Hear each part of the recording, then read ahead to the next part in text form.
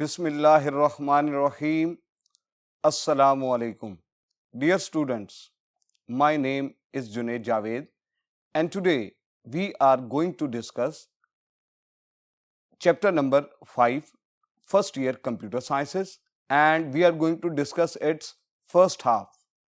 तो आइए बोर्ड पर चलते हैं और इसके डिफरेंट टॉपिक्स डिस्कस करते हैं।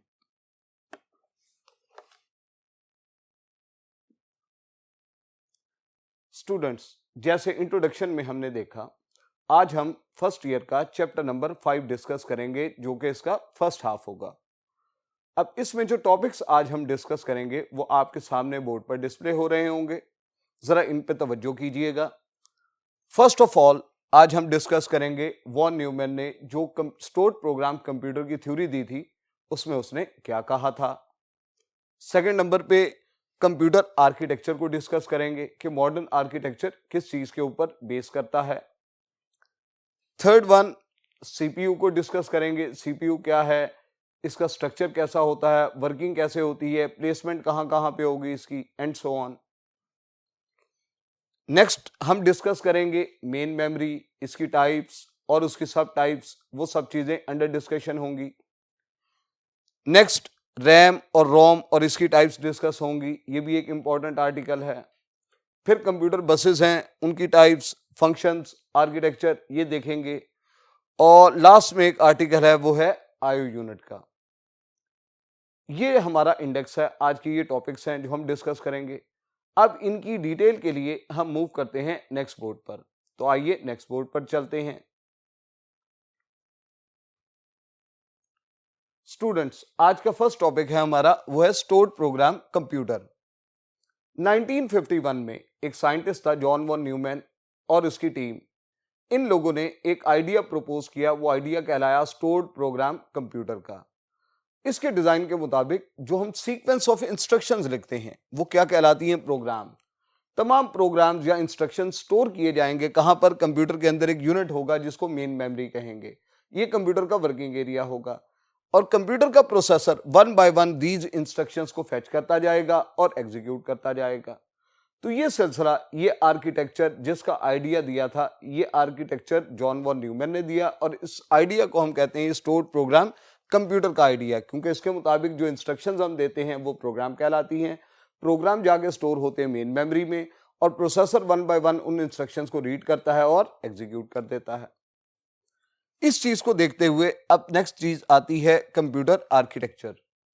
कंप्यूटर आर्किटेक्चर से क्या मुराद है, हम दो अल्फाज को देखते हैं। It is meant by organisation and interconnection. Organise करने का मतलब क्या होता है, अरेंज करना, इकट्ठा करना। इंटरकनेक्ट करने का क्या मतलब होता है, उनको जोड़ना, उनको मिलाना। किस चीज को इकट्ठा करना, किस चीज को मिलाना, बेसिक कंप्यूटर कंपोनेंट्स को। तो अगर हम बेसिक कंप्यूटर कंपोनेंट्स को इकट्ठा करें, हमने उन्हें ऑर्गेनाइज किया, और अगर हम उन्हें आपस में इंटरकनेक्ट कर दें तो ये सिस्टम क्या कहलाता है, ये कंप्यूटर आर्किटेक्चर कहलाता है। अब हम जो बेसिक कंप्यूटर कंपोनेंट्स हैं उनको देखते हैं। उनमें सबसे पहले सीपीयू है, मेन मेमोरी है, इनपुट आउटपुट यूनिट है और कंप्यूटर बस इंटरकनेक्शन है। तो बेसिकली ये चार चीजें मॉडर्न कंप्यूटर आर्किटेक्चर की बेस हैं और इनको ऑर्गेनाइज करना और इंटरकनेक्ट करना क्या कहलाता है, कंप्यूटर आर्किटेक्चर कहलाता है। अब इन कंपोनेंट्स को डिटेल से डिस्कस करते हैं। आइए नेक्स्ट बोर्ड की जानिब मूव करते हैं। स्टूडेंट्स, सबसे पहला कंपोनेंट है सीपीयू। अब सीपीयू के बारे में पहले तो एब्रिविएशन ज़हन में रखिएगा, इससे जो सवालात आते हैं। It stands for central processing unit. According to structure, CPU क्या है? It is a small in size chip that is placed on computer's motherboard. अब इस स्मॉल इन साइज चिप को माइक्रो प्रोसेसर भी कहा जाता है। तो स्ट्रक्चर के लिहाज से तो स्मॉल चिप है जो मदरबोर्ड पे प्लेस की जाती है। अब सीपीयू की जो वर्किंग है वो क्या है, ये कंप्यूटर के तमाम पार्ट्स और तमाम वर्किंग को कंट्रोल करता है। इनपुट आउटपुट डिवाइसेस के दरमियान कोऑर्डिनेट करता है, इनपुट डिवाइसेस से डेटा रिसीव करता है, अकॉर्डिंग टू रिक्वायरमेंट्स उसे प्रोसेस करता है और आउटपुट डिवाइसेस पे डेटा सेंड करता है, यानी उन्हें डिस्प्ले करता है। ये कंप्यूटर की तमाम पार्ट्स एक्टिविटीज का रिस्पॉन्सिबल है। इसके अलावा जितने भी ऑपरेशंस या प्रोसेसिंग डेटा के ऊपर परफॉर्म हो रही है वो इसने परफॉर्म करनी है। तो without CPU computer is a useless machine, क्योंकि it can not perform any decision making capabilities. Next, इसके कंपोनेंट्स आते हैं। सीपीयू के अंदर बेशुमार कंपोनेंट्स हैं, लेकिन जो मेजर कंपोनेंट्स हैं वो 3 हैं। नंबर 1 पे आता है CU, that is control unit. Second 1 पे आता है एएलयू यानी अरिथमेटिक एंड लॉजिकल यूनिट, और थर्ड 1 सीपीयू का मेमोरी यूनिट जिसमें रजिस्टर्स आते हैं। तो स्टूडेंट्स, फर्स्ट ऑफ ऑल हम देखते हैं कंट्रोल यूनिट का क्या काम है। कंट्रोल यूनिट बेसिकली सीपीयू के अंदर वो पार्ट है जो एक सेंट्रल नर्वस सिस्टम की हैसियत रखता है। बिल्कुल ऐसे जैसे हमारे ब्रेन के जरिए जो कोऑर्डिनेशन हो रही है जिस्म की, वो एक सेंट्रल नर्वस सिस्टम है जिसके जरिए पूरी बॉडी को मैसेज दिए जा रहे हैं। तो कंप्यूटर के तमाम पार्ट्स को कंट्रोल करने के लिए जो पार्ट जरूरी है वो कंट्रोल यूनिट है। एक सेंट्रल नर्वस सिस्टम का काम करता है, खुद डेटा को प्रोसेस नहीं करता, बल्कि एक सुपरवाइजर है, एक ट्रैफिक पुलिसमैन है। जैसे ट्रैफिक पुलिसमैन एक चौक पे खड़ा हुआ है, उसको पता है इधर से ट्रैफिक आ रही है, इसको रोकना है, अब इस चैनल को ऑन कर देना है, इसको रोकना है, अब ये वाला चैनल ऑन हो जाएगा। तो बेसिकली उसको पता है जहां ट्रैफिक की इंटेंसिटी ज्यादा होगी वो उस चैनल को ऑन कर देगा, बाकियों को ऑफ कर देगा। तो कंट्रोल यूनिट की जिम्मेदारी है सीपीयू के तमाम पार्ट्स को जानता है, उनकी वर्किंग को जानता है, इसको पता है कौन सा पार्ट कौन सी वर्किंग परफॉर्म कर सकता है। ये खुद डेटा प्रोसेस नहीं करता, बल्कि आने जाने वाले डेटा की प्रोसेसिंग को कंट्रोल करता है और तमाम पार्ट्स को वर्किंग ऑर्डर में लाता है। अब असल में जो ये काम करता है वो इसके 3 काम है। ये इंस्ट्रक्शंस को फेच करता है। फेच कहाँ से करेगा? मेन मेमोरी से। उन्हें डीकोड करेगा, एनालाइज करेगा, ट्रांसलेट करेगा, उसके बाद इनकी एग्जीक्यूशन परफॉर्म करवाएगा और रिजल्ट स्टोर कर देगा, और ये प्रोसेस चलता रहेगा। एक इंस्ट्रक्शन फेच हुई, डीकोड हुई, एग्जीक्यूट हो गई, फिर नेक्स्ट इंस्ट्रक्शन आई, डीकोड हुई, एग्जीक्यूट हो गई, और ये सिलसिला चलता रहता है। जैसे ही आपने कंप्यूटर ऑन किया है, ये fetch, decode, execute cycle start हो जाती है। नई नई इंस्ट्रक्शंस आती जाती हैं, प्रोसेस होती जाती हैं, रिजल्ट जाते जाते हैं, और ये सिलसिला कब तक चलता रहता है? जब तक आप कंप्यूटर को पावर ऑफ नहीं कर देते। तो ये कंप्यूटर के अंदर इंस्ट्रक्शन की एग्जीक्यूशन को कंट्रोल करने वाला जो पार्ट है वो कंट्रोल यूनिट है। इसके बाद जो नेक्स्ट पार्ट्स हैं उनको डिस्कस करने के लिए हम मूव करते हैं नेक्स्ट बोर्ड की जानिब। तो आइए चलते हैं। नेक्स्ट पार्ट स्टूडेंट सीपीयू का वो है एएलयू। एएलयू कहलाता है अरिथमेटिक एंड लॉजिक यूनिट। असल में ये वो कंपोनेंट है जो मजीद 2 सब कंपोनेंट्स में डिवाइडेड है। एक कहलाता है अरिथमेटिक यूनिट और दूसरा कहलाता है लॉजिक यूनिट। अरिथमेटिक यूनिट तो वो यूनिट है जो बेसिक अरिथमेटिक ऑपरेशंस परफॉर्म करता है। जब भी सीपीयू के पास एडिशन, सब्ट्रैक्शन, मल्टीप्लिकेशन, डिवीजन, ये 4 बेसिक ऑपरेशंस आते हैं, ये अरिथमेटिक ऑपरेशंस कहलाते हैं, और इनको परफॉर्म करना किसकी ड्यूटी है? अरिथमेटिक यूनिट की। इसके अलावा एक और कंपोनेंट है जो परफॉर्म करता है लॉजिकल ऑपरेशंस, उसको कहते हैं लॉजिकल यूनिट। अब ये लॉजिकल ऑपरेशंस बहुत सारे हैं, इनको कंपैरिजन ऑपरेशंस भी कहते हैं। ये वो ऑपरेशंस हैं जो हमेशा रिजल्ट करते हैं in the form of true और फॉल्स, यानी 0 और 1। अब इनमें कंपैरिजन है greater than equal to, less than equal to, not equal to, and, और, नॉट, एंड सो ऑन। ये बहुत सारे लॉजिकल या कंपैरिजन ऑपरेशंस हैं। तो जब भी अरिथमेटिक या लॉजिकल ऑपरेशंस होंगे वो परफॉर्म करना किसकी जिम्मेदारी होगी? एएलयू की होगी। इसके बाद नेक्स्ट कंपोनेंट आता है वो है रजिस्टर्स। बेसिकली रजिस्टर्स क्या हैं? These are the very high speed, small and temporary memory units that are located within the CPU। ये बहुत ही स्मॉल इन साइज होते हैं, आमतौर पर 1, 2 या 4 बाइट्स तक इनका साइज होता है। At the time of processing CPU in memory locations को इस्तेमाल करता है डेटा आर्जी तौर पर स्टोर करने के लिए। तो डेटा जब प्रोसेस हो रहा होता है आर्जी तौर पर वो कैलकुलेशंस रजिस्टर्स में रख के परफॉर्म की जाती हैं। तो computer at the time of processing इस मेमोरी को यूज करता है। अब आम तौर पे यहाँ मेमोरी एड्रेसेस होते हैं या वो डेटा होता है जिसके ऊपर एग्जीक्यूशन या प्रोसेसिंग होनी है। आप रजिस्टर्स को ऐसे ही समझें जैसे रेलवे स्टेशंस के ऊपर या एयरपोर्ट्स के ऊपर आप लोग देखते हैं वेटिंग रूम्स बने हुए जहाँ पैसेंजर्स आते हैं, लेकिन परमानेंटली वहाँ स्टे नहीं कर सकते। वो तब तक वहाँ बैठे रहेंगे जब तक उनकी फ्लाइट नहीं आ जाती। जब फ्लाइट आएगी ये पैसेंजर्स मूव कर जाएंगे और जो जगह इन्होंने ऑक्यूपाई की हुई थी ये आने वाले पैसेंजर्स को मिल जाएगी। तो इन दिस वे यहाँ डेटा स्टोर होता रहता है, लेकिन रैंडमली। कभी कोई आ गया, कभी कोई आ गया, जिसकी प्रोसेसिंग होनी है, प्रोसेसिंग हो रही है, वेट कर रहा है, वो रजिस्टर्स में उनको ठहराया जाएगा आर्जी तौर पर। ये थे हमारे सीपीयू के पार्ट्स। नेक्स्ट आर्टिकल डिस्कस करने के लिए हम मूव करते हैं नेक्स्ट बोर्ड की जानिब। तो आइए चलते हैं। जी स्टूडेंट्स, नेक्स्ट आर्टिकल हमारा मेन मेमोरी है। अब जैसे आप लोग जानते हैं, मेन मेमोरी कंप्यूटर का वर्किंग एरिया कहलाती है। सीपीयू डेटा प्रोसेस करता है, लेकिन वो कहाँ रख के डेटा प्रोसेस करेगा, उसका वर्किंग एरिया क्या होगा, वो मेन मेमोरी है। आमतौर पर मेन मेमोरी जो है वो हजारों लाखों स्टोरेज लोकेशंस में डिवाइडेड होती है। हर स्टोरेज लोकेशन को हम एक सेल का नाम देते हैं। तो हम ये कहते हैं कि it consist of variety of memory cells, और हर सेल को हम क्या कहते हैं, एक बिट कहेंगे। और मेमोरी सेल्स जो हैं वो बिट्स की शक्ल में डेटा को ऑक्युपाई करते हैं, स्टोर करते हैं। अब कंप्यूटर 8 बिट्स का एक स्टैंडर्ड यूनिट बनाता है जिसको हम बाइट कहते हैं, और उसमें डेटा स्टोर होना शुरू हो जाता है।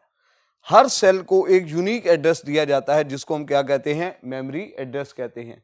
कंप्यूटर इन एड्रेसेस के जरिए डेटा स्टोर करता है और इन्हीं एड्रेसेस के तहत डेटा को रिट्रीव या रिकॉल किया जाता है। अब मेमोरी जो है आपकी मेन मेमोरी, वो बिल्ट होती है इन द फॉर्म ऑफ चिप्स। ये सेमीकंडक्टर चिप्स से बनी होती हैं। अब मेन मेमोरी में आती हैं 2 टाइप्स ऑफ मेमोरीज, जिनमें से एक है रैम और दूसरी है रोम। लेकिन एक बात आपने याद रखनी है कि मेन मेमोरी वो मेमोरी है जिसके बगैर कंप्यूटर सिस्टम काम नहीं कर सकता। ये कंप्यूटर की एसेंशियल वर्किंग के लिए बहुत ज़्यादा ज़रूरी है, और कंप्यूटर अपने तमाम इंटरनल ऑपरेशंस के अंदर इस मेमोरी को इस्तेमाल करता है। इसके बगैर कंप्यूटर एक यूजलेस मशीन है और कोई वो वर्किंग परफॉर्म नहीं करेगा। तो इसकी 2 टाइप्स हैं, एक रैम और एक रोम, लेकिन ये दोनों भी कंप्यूटर की मेन मेमोरी है। इसका मतलब है इन दोनों की वर्किंग कंप्यूटर के लिए एसेंशियल है। तो इनकी डिटेल हम डिस्कस करने के लिए नेक्स्ट बोर्ड की जानिब चलते हैं। वहां पहले हम डिस्कस करेंगे रैम। तो आइए नेक्स्ट बोर्ड की जानिब मूव करते हैं। तो स्टूडेंट्स, नेक्स्ट आर्टिकल हमारा था RAM. RAM stands for random access memory. अब रैम के बेशुमार नाम हैं। ये तमाम नाम रैम को उसकी किसी खास प्रॉपर्टी की बुनियाद पर दिए गए हैं। अगर आप इन नामों को समझ लेते हैं तो आपके लिए एंट्री टेस्ट के जो सवालात हैं वो इन्हीं के जरिए, इन्हीं के दाएं बाएं घूमते हुए आपसे सवाल पूछे जाएंगे। अब जरा देखिएगा, पहली चीज, हम रैम का एब्रीविएशन क्या लेते हैं। RAM stand for random access memory. Computer इसकी किसी भी लोकेशन को रैंडमली किसी भी वक्त इक्वल अमाउंट ऑफ टाइम में एक्सेस कर सकता है। इसको कंप्यूटर की रीड राइट मेमोरी भी कहते हैं। रीड राइट का मतलब है सीपीयू यहां से डेटा स्टोर भी कर सकता है और पढ़े हुए डेटा को रीड भी कर सकता है। 2 वे वर्किंग होती है। इसको हम टेम्परेरी मेमोरी कहते हैं। टेम्परेरी का मतलब है जब तक डेटा प्रोसेस होता रहेगा यहाँ पर स्टोर रहेगा। जब उसकी प्रोसेसिंग हो जाएगी तो वो जगह जो उसने रैम में ऑक्युपाई की गई है वो किसी और प्रोग्राम को अलॉट कर दी जाएगी। तो यहाँ पे डेटा मुस्तकिल तौर पर स्टोर नहीं होता। जब एक डेटा प्रोसेस होना है उसको लाके रैम में रखा जाएगा, इसकी प्रोसेसिंग होगी और प्रोसेस होने के बाद इस जगह को खाली कर दिया जाएगा और ये जगह किसी नए प्रोग्राम को अलॉट कर दी जाएगी। इसको हम कंप्यूटर की वोलेटाइल मेमोरी भी कहते हैं। वोलेटाइल का मतलब होता है अनस्टेबल, यानी जो अपने कंटेंट्स के साथ स्टेबल ना हो। तो रैम चूंकि परमानेंट डेटा स्टोर नहीं कर सकती। वोलेटाइल मींस ये लाइट डिपेंडेंट होती है। जब तक कंप्यूटर की पावर स्विच ऑन है डेटा यहां पर मौजूद रहेगा। जैसे ही आप कंप्यूटर पावर को स्विच ऑफ करेंगे तो तमाम डेटा और इंस्ट्रक्शंस यहां से इरेज कर दी जाएंगी। इसलिए इसको हम कहते हैं वोलेटाइल मेमोरी। ये कौन से डेटा या प्रोग्राम्स को स्टोर करती है? वो डेटा या प्रोग्राम्स यहाँ पे स्टोर होते हैं दैट आर बीइंग प्रोसेस, जिनको भी प्रोसेस किया जा रहा है। इसलिए इसको कंप्यूटर की मेन या प्राइमरी मेमोरी भी कहा जाता है। अब इसकी 2 टाइप्स हैं, S RAM means static RAM और D RAM means dynamic RAM. ये 2 रैम की वो टाइप्स हैं जिनको आप अक्सर एस फॉर स्टैटिक और डी फॉर डायनेमिक। अब नाम से आपको ऐसा लगेगा कि स्टैटिक रैम जो है ये जरा स्लो सी होगी क्योंकि स्टैटिक का वर्ड इसीलिए इस्तेमाल होता, और डायनामिक मींस डी रैम बड़ी फास्ट होगी। लेकिन कॉन्सेप्ट इसका रिवर्स है। स्टैटिक रैम जो होती है वो फास्ट होती है, जबकि डायनामिक रैम क्या होती है? स्लो होती है। ये फास्ट होने की वजह से एक्सपेंसिव होगी, जबकि ये स्लो होने की वजह से चीप होगी। इसका डिज़ाइन चूंकि फास्ट एक्सपेंसिव है, इसका डिज़ाइन ज़्यादा कॉम्प्लेक्स होगा, जबकि डी रैम क्या होगी, सिंपल होगी। इसके अलावा ये एस रैम जो है ये कॉमनली यूज नहीं होती पर्सनल कंप्यूटर्स में, जबकि डी रैम जो है ये कॉमन है पर्सनल कंप्यूटर्स में। इसकी जो पावर कंजम्पशन है वो कम है, जबकि डी रैम जो है वो ज़्यादा पावर कंज्यूम करती है। अब स्टूडेंट्स, इसके फास्ट होने की या इसके स्लो होने की क्या वजह है? एस रैम जो है ये एक्सपेंसिव टेक्नोलॉजी पे बेस करती है और इसको बार बार इलेक्ट्रिक करंट भेज के रिफ्रेश या रिचार्ज करने की ज़रूरत नहीं होती। आप इसको एक बार जो डेटा स्टोर करते हैं वो इसको ज़्यादा देर तक होल्ड कर सकती है। इसके बरक्स जो डी रैम है इसको 1 सेकंड में कई 100 बार इलेक्ट्रिक करंट भेज के रिफ्रेश या रिचार्ज करना पड़ता है। अगर आप इसे इलेक्ट्रिक करंट भेज के रिफ्रेश या रिचार्ज नहीं करेंगे तो ये अपने कैपेसिटर की चार्जिंग को लॉस्ट कर देगी और इसके कैपेसिटर्स डिस्चार्ज हो जाएंगे, तो इसलिए ज़्यादा देर तक डेटा होल्ड नहीं कर सकेगी। चूंकि इसको बार बार रिफ्रेश करना पड़ता है, इसलिए प्रोसेसर का मैक्सिमम टाइम तो इसको रिफ्रेश करने में लग जाता है, तो ओवरऑल वर्किंग स्पीड क्या हो जाती है, स्लो। जबकि एस रैम को बार बार रिफ्रेश नहीं करना पड़ता, ये चार्ज होल्ड करके स्टोर करके बैठी होती है, इसलिए चूंकि इसको बार बार रिफ्रेश नहीं करना पड़ता इसलिए ये क्या होगी, फास्ट होगी। तो उम्मीद है स्टूडेंट्स आपको इनका डिफरेंस क्लियर हो गया होगा। अब हम मूव करते हैं नेक्स्ट बोर्ड की जानिब, जहां हम रोम को डिस्कस करेंगे। स्टूडेंट्स, अब यहां पर हम रोम को डिस्कस करेंगे। रोम stands for read only memory. पहला डिफरेंस तो ये है, रैम थी रैंडम एक्सेस मेमोरी, जबकि रोम क्या है, रीड ओनली मेमोरी। वो थी वोलाटाइल, ये क्या होगी, नॉन वोलाटाइल। इसका मतलब है कंप्यूटर के अंदर पावर ऑन है या ऑफ है, इसका डेटा लॉस्ट नहीं होगा, ये लाइट पे डिपेंड नहीं करती। नॉन वोलाटाइल का मतलब है ये स्टेबल नेचर की है, एक बार जो चीज स्टोर कर दी वो स्टोर हो गई, कंप्यूटर ऑन या ऑफ होने से उसका कोई ताल्लुक नहीं है। ये परमानेंट मेमोरी है। रैम तो थी टेम्परेरी, जबकि ये क्या होगी, परमानेंट। इसमें जो डेटा या प्रोग्राम्स आते हैं वो कहलाते हैं फर्मवेयर। ये मैन्युफैक्चरर की तरफ से at the time of manufacturing store किए जाते हैं और हम इन डेटा या इंस्ट्रक्शंस को चेंज नहीं कर सकते। आपका कंप्यूटर सिर्फ रोम से इंस्ट्रक्शंस को रीड कर सकता है, उस कंटेंट्स को अपडेट, चेंज या डिलीट नहीं किया जा सकता। इसलिए इसको हम कहते हैं ये रीड ओनली मेमोरी, पढ़ी जा सकती है, लाइट से डिपेंड नहीं करती, इसलिए नॉन वोलेटाइल मेमोरी। एक बार जो चीज़ लिख दी जाए वो परमानेंट हो जाती है। और इसमें एक स्पेशल सॉफ्टवेयर होता है जिसको कहते हैं BIOS. BIOS stand for basic input output system. ये वो सॉफ्टवेयर है जो कंप्यूटर को स्टार्टअप इंस्ट्रक्शंस प्रोवाइड करता है और बूटिंग में हेल्प करता है। तो स्टूडेंट्स, जैसे आपने देखा, रैम में डेटा रख के प्रोसेस किया जाता है। अगर रैम नहीं होगी तो डेटा प्रोसेसिंग में प्रॉब्लम्स आएंगी। लेकिन रोम, इसका काम क्या है, कंप्यूटर को स्टार्टअप इंस्ट्रक्शंस देना। अगर ये नहीं होगी तो कंप्यूटर को स्टार्टअप इंस्ट्रक्शंस नहीं मिलेंगी और बूटिंग परफॉर्म नहीं होगी। इसलिए रैम और रोम दोनों का मौजूद होना कंप्यूटर सिस्टम की एसेंशियल वर्किंग के लिए ज़रूरी है। रैम ना होती तो प्रोसेसिंग नहीं होगी और रोम नहीं होगी तो डेटा कंप्यूटर का आपका जो बूटिंग प्रोसेस है वो मुतासिर होगा और वो स्टार्टअप नहीं होगा। अब रोम की कुछ टाइप्स हैं जिसको हम डिस्कस करते हैं, जिनमें से P ROM, E P ROM और डबल ई पी रोम है। एब्रीविएशन ज़हन में रखिएगा। ये है प्रोग्रामेबल रीड ओनली मेमोरी, यानी ऐसी रोम जो इनिशियली ब्लैंक हो, खाली हो, मैन्युफैक्चरर उसको रीप्रोग्राम कर सकता हो। कितनी बार, सिर्फ एक बार। एक बार जब पी रोम की चिप अपडेट हो जाएगी या रीप्रोग्राम हो जाएगी, मैन्युफैक्चरर स्पेशल डिवाइसेस से इसमें नया प्रोग्राम इंस्टॉल कर देता है। एक बार जब ये रीप्रोग्राम हो जाएगी ये भी रोम बन जाएगी और इसमें भी डेटा चेंज नहीं हो सकेगा। तो it is updatable only one time. इसके बरक्स जो ईपी रोम है, erasable programmable read only memory, आप इसको इरेज करें, प्रोग्राम करें, फिर इरेज करें, फिर प्रोग्राम करें, लेकिन इसके लिए मैन्युफैक्चरर को स्पेशल डिवाइसेस चाहिए होती हैं और वो इसको रीप्रोग्राम करने के लिए क्या इस्तेमाल होती हैं, अल्ट्रावायलेट रेज। तो अक्सर आपको सवाल आ सकता है, विच of the following memory can be reprogram many times but using ultraviolet rays. तो जब भी अल्ट्रावायलेट रेज आए तो आपने ईपी रोम को सिलेक्ट करना। एक नेक्स्ट वेरिएशन इसकी आती है, वो है double EP ROM. Electrically erasable programmable read only memory, ऐसी टाइप ऑफ रोम जो इरेज हो सके, प्रोग्राम हो सके मैनी टाइम्स, लेकिन किसी अल्ट्रावायलेट रेज या स्पेशल डिवाइसेस की जरूरत ना पड़े। स्पेशल आपकी जो सिंपल इलेक्ट्रॉनिक डिवाइसेस हैं उन्हीं से डेटा रीप्रोग्राम और अपडेट हो जाए, ऐसी मेमोरी क्या कहलाएगी? EEP रोम कहलाएगी। तो रैम की टाइप्स थी दो, डी रैम और एस रैम। रोम की टाइप्स है तीन, पी रोम, ईपी रोम और EEP रोम। स्टूडेंट्स, ये हमारा मेन मेमोरी की दो टाइप्स हमने डिस्कस की। अब हम मूव करते हैं नेक्स्ट बोर्ड की जानिब, वहां हम कंप्यूटर बसेस वाला आर्टिकल डिस्कस करेंगे। ये आप देखिएगा जी, नेक्स्ट आर्टिकल है बस इंटरकनेक्शन। बसेस क्या होती हैं? Basically buses are the set of parallel lines.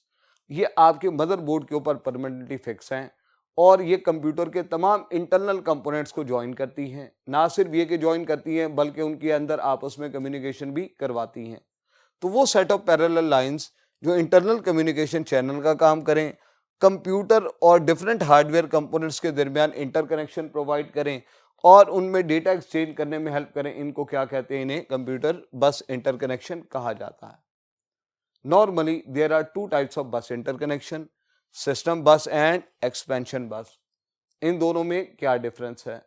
System buses वो पैरेलल लाइंस हैं जो कंप्यूटर के मेन पार्ट्स को कनेक्ट करती हैं और सिस्टम के अंदर सबसे मेन पार्ट्स में सीपीयू और मेन मेमोरी शामिल है। आमतौर पर हर बस की एक पैरेलल लाइंस की विड्थ होती है या कैपेसिटी होती है। जितनी कैपेसिटी ज्यादा होगी उतनी हम कहेंगे बस की विड्थ ज्यादा है। जितनी बस की विड्थ ज्यादा होगी वो उतना ज्यादा डेटा ट्रांसफर कर सकती है। तो आमतौर पर सिस्टम बस की जो विड्थ होती है वो 70 से लेके 100 पैरेलल लाइंस पर मुश्तमिल होती है। 70 वाली अगर विड्थ होगी, डेटा ट्रांसमिशन स्पीड थोड़ी कम होगी। अगर 100 लाइंस होंगी तो कम्युनिकेशन स्पीड बढ़ जाएगी। सिस्टम बस जो है वो आमतौर पर तीन टाइप्स में, तीन कैटेगरीज में डिवाइडेड होता है। ये 70 to 100 लाइन्स ही तकसीम होंगे। कुछ लाइंस डेटा बस के लिए मखसूस होंगी, कुछ एड्रेस बस के लिए होंगी, कुछ कंट्रोल बस के लिए होंगी। तो बेसिकली ये ओवरऑल विड्थ तीन बसेस के अंदर डिवाइड होती है, कुछ डेटा बस, कुछ एड्रेस बस और कुछ कंट्रोल बस। तो पहली कैटेगरी हमने डिस्कस की वो थी सिस्टम बस। सेकंड कैटेगरी वो है एक्सपेंशन बस। तमाम मेन पार्ट्स कनेक्टेड होते हैं सिस्टम बस से, जो रिमेनिंग कंपोनेंट्स होते हैं वो किससे कनेक्ट होंगे? एक्सपेंशन बस से। आमतौर पर ये पेरिफेरल डिवाइसेस को कनेक्ट करता है सीपीयू के साथ। उन पेरिफेरल डिवाइसेस में से कीबोर्ड, माउस, प्रिंटर वगैरह शामिल हैं। तो मेन कंपोनेंट्स कनेक्ट होंगे सिस्टम बस से, रिमेनिंग कंपोनेंट्स, एडिशनल कंपोनेंट्स वो कनेक्ट होंगे एक्सपेंशन बस से, और एक्सपेंशन बस आगे से फिर कनेक्ट होती है सिस्टम बस से। अब हम डिस्कस करेंगे सिस्टम बस की नेक्स्ट थ्री टाइप्स। तो इनको डिस्कस करने के लिए students we move on to the next board. तो आइए चलते हैं जी स्टूडेंट्स। नेक्स्ट आर्टिकल हमारा सिस्टम बस की टाइप्स, एड्रेस बस, कंट्रोल बस और डेटा बस। अब जैसा नाम से जाहिर है डेटा बस, इसका क्या काम होगा? ये सिर्फ डेटा ट्रांसफर करेगी दो इंटरनल कंपोनेंट्स के दरमियान। तो it is used to transfer data. अब सिस्टम बस की विड्थ आपने देखी थी वो 70 से लेके 100 वायर्स तक, 70 से लेके 100 लाइंस तक थी। अब उस 70 to 100 के दरमियान जो 32 से लेके 64 लाइंस होंगी वो कौन ऑक्यूपाई करेगा? Data bus. तो अक्सर सवाल आता है 30 डेटा बस की विड्थ कितनी है? तो वो round about 32 to 64 lines reserve होती हैं डेटा बस के लिए। ये बाई डायरेक्शनल होती है, मतलब इन लाइंस पे डेटा आ भी रहा होगा और जा भी रहा होगा। डेटा सेंड और रिसीव दोनों हो सकते हैं। इसका डायरेक्ट इंपैक्ट होता है कंप्यूटर की परफॉर्मेंस के ऊपर। The higher the width of the data bus, greater the performance of the computer. इसके बाद हम डिस्कस करते हैं वो एड्रेस बस। एड्रेस बस वो बस है जो यूनिडायरेक्शनल होती है। यूनिडायरेक्शनल का मतलब है सिर्फ वन वे, वन डायरेक्शन में काम करेगी। और इसका काम ये होता है, सिर्फ ये एड्रेसेस लोकेट करती है डिफरेंट कंपोनेंट्स के। जब भी सीपीयू ने किसी कंपोनेंट से डेटा रीड करना होता है या राइट करना होता है तो उस कंपोनेंट का एड्रेस वो कहाँ प्लेस कर देता है? एड्रेस बस पे। एड्रेस बस उस कंपोनेंट को लोकेट कर लेती है। अब हर कंपोनेंट का हम ये कहते हैं, हर कंपोनेंट का एक यूनिक आईडी या एड्रेस होगा, उसको हम कहते हैं कंपोनेंट का एड्रेस। और इस कंपोनेंट एड्रेस को लोकेट करने के लिए जो बस इस्तेमाल होती है वो कौन सी है, वो एड्रेस बस। तो सिंपली डेटा बस ने क्या करना है, डेटा लाना और ले जाना है। कहां से लाएगी, कहां लेके जाएगी, जो एड्रेस बस बता रही है। एड्रेस लोकेट इसने करना है, डेटा ट्रांसफर इसने करना है। ये होती है बाय डायरेक्शनल, जबकि ये होती है यूनिडायरेक्शनल। तो एंटी टेस्ट में इससे रिलेटेड सवालात आ सकते हैं। अब for the next bus that is system bus, ये दोबारा बोलूंगा। And now for the next bus that is control bus, we move on to the next board. तो आइए चलते हैं। ले students, next article control bus. Control bus ये overall working को कंट्रोल करती है। डेटा बस और एड्रेस बस इसके कंट्रोल में होती हैं। जो सिस्टम बस की थर्ड टाइप है वो ये कंट्रोल बस है। ये भी बाई डायरेक्शनल होती है। अब इसका काम क्या है, it transfer control signals from one component to another. ये कुछ स्पेशल सिग्नल्स जारी करती है, जिन सिग्नल्स की ताबेदारी करना या जिनको फॉलो करना हर डिवाइस के लिए जरूरी होता है। उन स्पेशल सिग्नल्स को हम कंट्रोल सिग्नल्स कहते हैं। इनको कमांड सिग्नल्स भी कहा जाता है। और इनका तीसरा नाम होता है, they are also known as acks, यानी एक्नॉलेजमेंट सिग्नल्स। तो ये वो सिग्नल्स हैं जो हर डिवाइस फॉलो करती है। सीपीयू इन ऑपरेशंस के लिए जरिए या इन सिग्नल्स के जरिए वो अपने डिफरेंट ऑपरेशंस को कम्युनिकेट करता है डिफरेंट डिवाइसेस के साथ। अब चंद एक सिचुएशंस डील करने के लिए सीपीयू जो सिग्नल्स जारी करता है कंट्रोल बस के जरिए, वो हम डिस्कस करेंगे। फॉर एग्जांपल, दो सिग्नल्स हैं, मेमोरी रीड और मेमोरी राइट। जब सीपीयू ने किसी स्पेसिफिक मेमोरी लोकेशन से कोई डेटा पढ़ना होगा तो कौन सा सिग्नल लोकेट करेगा, मेमोरी रीड। इसी तरह किसी स्पेसिफिक मेमोरी लोकेशन पे कोई डेटा रखना होगा तो जो सिग्नल होगा वो मेमोरी राइट का होगा। इसी तरह इनपुट आउटपुट डिवाइसेस से जो दो सिग्नल्स डील करते हैं वो है आईओ रीड और आईओ राइट। यानी इनपुट डिवाइस से आने वाला डेटा पढ़ना है तो आईओ रीड, और आउटपुट डिवाइस पे जाने वाला डेटा लिखना है तो आईओ राइट। इसी तरह सीपीयू किसी बस की रिक्वेस्ट आती है और वो बस की रिक्वेस्ट को प्रोसेस करने के बाद, बस की रिक्वेस्ट पूरा करने के बाद बस को ग्रांट करता है, तो जो सिग्नल इस्तेमाल होगा वो बस ग्रांट होगा। और बस की रिक्वेस्ट वाला सिग्नल, यानी जो सिग्नल बस डिमांड करेगा वो कहलाएगा बस रिक्वेस्ट। और जब डिमांड पूरी होगी, बस प्रोवाइड की जाएगी, तो उस सिग्नल को कहेंगे ये बस ग्रांट है। तो अक्सर सवालात आ जाते हैं कौन से एक्नॉलेजमेंट सिग्नल्स हैं जो मेमोरी से रिलेटेड हैं। तो मेमोरी से रिलेटेड मेमोरी रीड और मेमोरी राइट है। कौन से एक्नॉलेजमेंट सिग्नल्स हैं जो इनपुट आउटपुट डिवाइसेस के साथ डील करते हैं, तो वो आईओ रीड है और आईओ राइट है। इसी तरह कौन से दो सिग्नल्स हैं जो बस की रिक्वेस्ट या बस की ग्रांट में इन्वॉल्व होते हैं, तो वो बस रिक्वेस्ट या बस ग्रांट है। तो स्टूडेंट्स, ये चंद आर्टिकल हमने डिस्कस किए बसेस से रिलेटेड, जिसमें बसेस की टाइप्स और उनकी आगे से सब टाइप्स हमने डिस्कस की। अब हम मूव करते हैं नेक्स्ट बोर्ड की जानिब, जहां हम नेक्स्ट आर्टिकल डिस्कस करेंगे।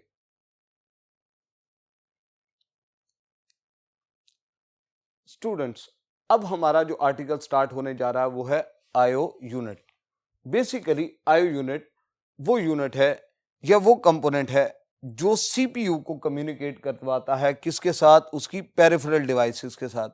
ये पेरिफेरल डिवाइसेस को हम आईओ डिवाइसेस भी कहते हैं। पेरिफेरल डिवाइसेस कह लें, कंपोनेंट्स कह लें, आईओ डिवाइसेस कह लें, एक ही बात है। अब आप देखते हैं आपके सिस्टम के साथ बेशुमार इनपुट आउटपुट डिवाइसेस अटैच हैं। ये तमाम इनपुट आउटपुट डिवाइसेस अपनी रिक्वेस्ट भेजती हैं प्रोसेसर के पास और प्रोसेसर ने इनकी रिक्वेस्ट को प्रोसेस करना होता है। अब अगर ये तमाम डिवाइसेस डायरेक्टली सीपीयू के साथ कनेक्ट हो जाएं तो सीपीयू की ओवरऑल परफॉर्मेंस डाउन हो जाएगी। तो इनको डायरेक्ट एक्सेस देने की बजाय इनको एक्सेस दी जाती है with the help of an IO unit. तो आईओ यूनिट वो कंपोनेंट है जो पेरिफेरल डिवाइसेस को कम्युनिकेट करवाता है किससे, सीपीयू के साथ या प्रोसेसर के साथ। ये तमाम आईओ डिवाइसेस को कंट्रोल करता है। इन तमाम आईओ डिवाइसेस में फर्क होता है। फर्क किस चीज का होता है, ये तमाम इनपुट आउटपुट डिवाइसेस जो हैं ये डायरेक्टली सिस्टम बस के साथ कनेक्ट नहीं हो सकती, क्योंकि अगर ये सिस्टम बस के साथ डायरेक्टली कनेक्ट हो जाएंगी तो सीपीयू का टाइम वेस्ट होगा।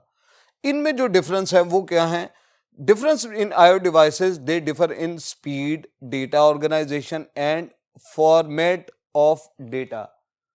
मुख्तलिफ आयो डिवाइसेज हैं, स्पीड का, डेटा ट्रांसफर रेट का डिफरेंस होगा, डेटा फॉर्मेट का डिफरेंस होगा, कीबोर्ड का डेटा फॉर्मेट और होगा, माउस का और होगा, प्रिंटर का और होगा एंड सो ऑन। इनकी डेटा ऑर्गेनाइजेशन यानी डेटा की तरतीब भी डिफरेंट हो सकती है। तो इन साइज, स्पीड, फॉर्मेट के डिफरेंसेस को रिजॉल्व करने के लिए जो यूनिट यूज होता है वो कौन सा है? वो आईओ यूनिट है।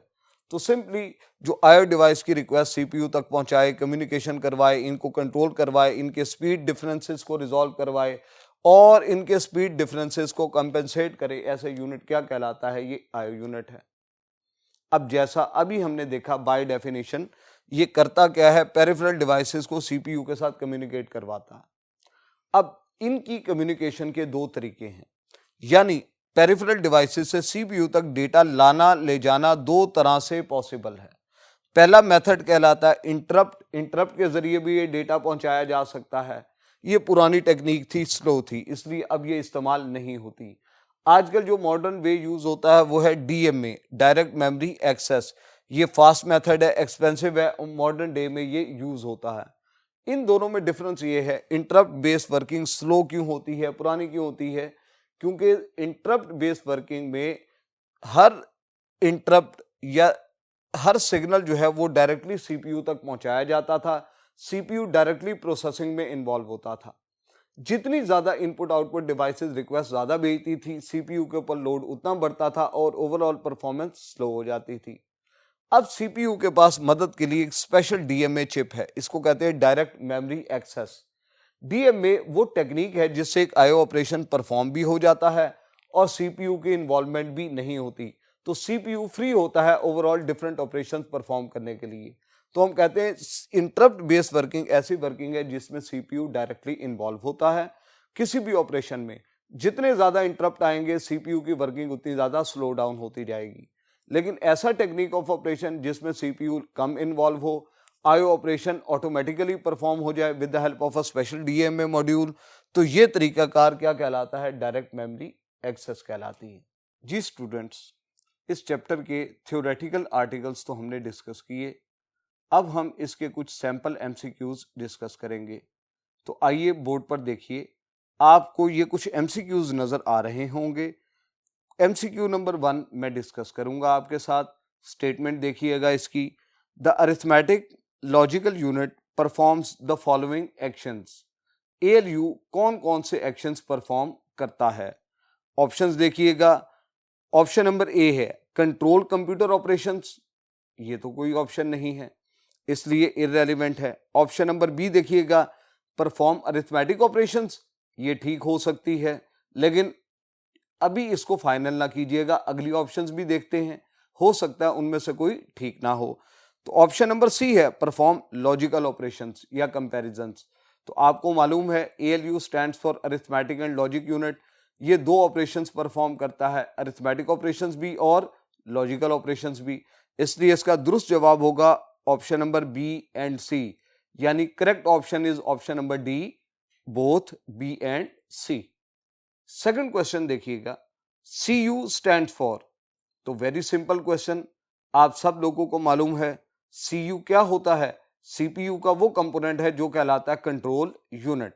तो इसका दुरुस्त जवाब होगा option number A, that is control unit. Next question देखिएगा, an important characteristic of RAM is that. RAM का इंपॉर्टेंट कैरेक्टरिस्टिक कौन सा है? ऑप्शन नंबर ए देखिएगा, इज इट रीड ओनली, ये दुरुस्त नहीं है, ये तो रीड और राइट मेमोरी होती है, इसलिए ऑप्शन नंबर ए गलत हो गई। Option number B, it is write only, ये भी गलत है। Option number C, it is non volatile. Non volatile का मतलब कौन सी मेमोरी होती है? रोम, इसलिए ये भी गलत है। तो option number D is the right option, it is volatile. Next question, which of the following memory needs to be refreshed. कौन सी मेमोरी है जिसको बार बार रिफ्रेश करना पड़ता है? तो एक ही मेमोरी है, वो कौन सी होगी? रैम की जो टाइप है डी रैम, डायनेमिक रैम। तो दुरुस्त जवाब होगा डी रैम, जिसको रिफ्रेशिंग रिक्वायर बार बार होती है। ऑप्शन नंबर ए, एस रैम। इसको रिफ्रेश करने की जरूरत नहीं पड़ती, इसलिए ऑप्शन नंबर ए राइट ऑप्शन नहीं होगी। ऑप्शन नंबर सी रोम, ये तो नॉन वोलेटाइल मेमोरी है, इसलिए ये भी नहीं होगी, इसलिए दुरुस्त जवाब है सिर्फ option number B, that is D RAM. Next question, a bus with 64 lines can carry dash of data. 64 line bus कितना डेटा लेके जा सकती है? एक लाइन पर एक बिट जाता है, इसका मतलब है 64 लाइंस पर 64 बिट्स जाएंगे, तो दुरुस्त जवाब है option number B, that is 64 bits. Next question, which of the following is a signal, इनमें से कौन सा सिग्नल है? क्या डीएमए, इंटरप्ट, मेमोरी या नन ऑफ दीज? तो दुरुस्त जवाब है option number B, that is interrupt, क्योंकि आपने डेफिनेशन पढ़ी होगी, interrupts are the signals that are generated by IO devices. तो ये वो सिग्नल्स हैं जो आईओ डिवाइसेस जनरेट करती हैं, इसलिए दुरुस्त जवाब होगा option number B. Next question, all of the following are types of buses except, इनमें से कौन सी बसेस हैं सिवाय? तो एक ही है, वो कौन सी है? Metro bus. ये कंप्यूटर के लिहाज से कोई बस नहीं होती, जनरली आप उसे बस कह सकते हैं। कंप्यूटर बसेस में से डेटा बस, कंट्रोल बस और address bus are the valid buses. Metro bus option is invalid, तो दुरुस्त जवाब होगा ऑप्शन नंबर सी। तो स्टूडेंट्स, ये था हमारा आज का चैप्टर नंबर 5 फर्स्ट हाफ। उम्मीद है इन क्वेश्चंस को आपने ध्यान से अंडरस्टैंड किया होगा। नेक्स्ट लेक्चर में आपसे मुलाकात होगी। अल्लाह हाफिज।